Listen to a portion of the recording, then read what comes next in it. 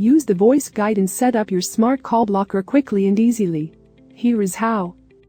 After installing your telephone, the base will prompt you to set the date and time. You can choose to set or skip it. Then, the telephone prompts you to set the smart call blocker with the voice guide. Press select to start the setup. Hello. This voice guide will assist you with the basic setup of smart call blocker.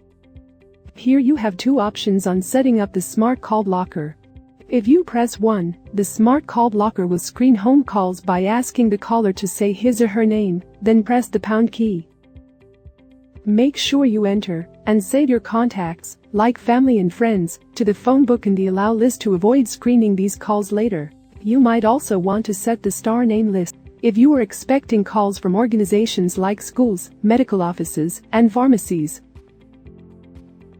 If you press 2, the smart call blocker will allow all incoming calls to get through.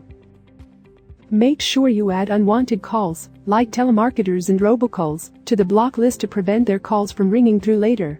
To set up the smart call blocker afterward, or with a different screening method, press call block to enter the smart call blocker menu for more options. For help, watch the tutorials here.